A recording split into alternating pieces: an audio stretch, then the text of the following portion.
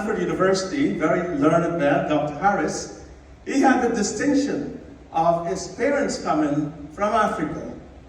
So the world has come full tilt and full circle in God's great glory. And plus, you know, the biblical scriptures has always taught us, the last shall be the first, and the first shall be the last. And we're at the point in time in history where God has shown us that He cares about all of us, the rich, the poor, the powerful.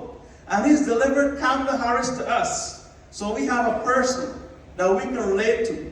We have a sister who has inspired us. We have someone who came from our surroundings of being looked down upon or being ostracized or being marginalized. She shares a common pain and suffering and the history like all of us and all of you. So let's get to how we embrace a God-given person like that who has been sent just like the Messiah politically to free us from what we have, but the other forces are trying to take power from us. And what do we have? We have a situation where you can go online and make a simple contribution. I give them small contributions every day, every week. And then the Democratic National Committee will send you a list. And you can call on those lists of voters to go and vote in states that are marginal. States that will determine this history.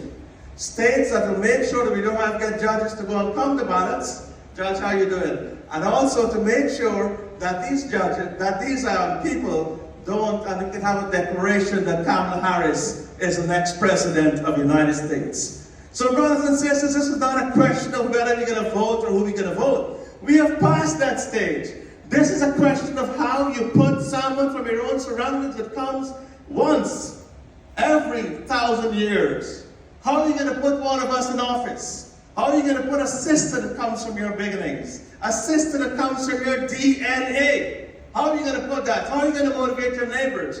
How are you going to motivate masses of people? Queens and New York is already covered. That is KAMALA HARRIS's territory as we stay in politics.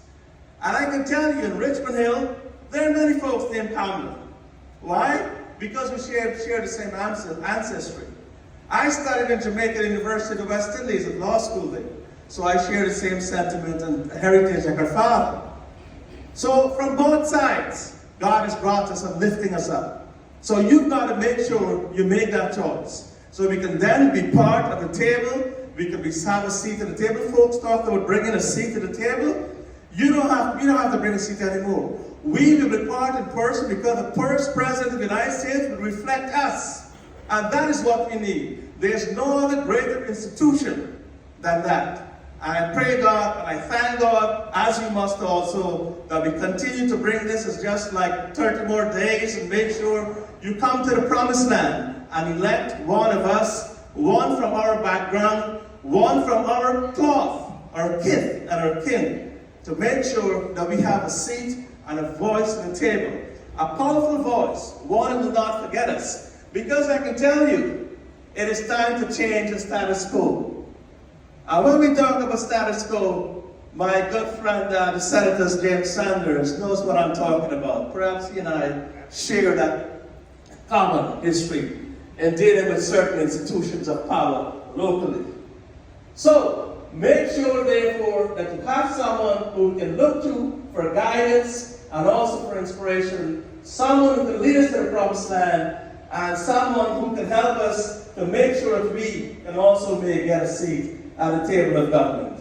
Thank you very much, brothers and sisters. May God bless you all. Make sure you go out and vote, not only go out and vote, but call the folks in those states. Call all of them to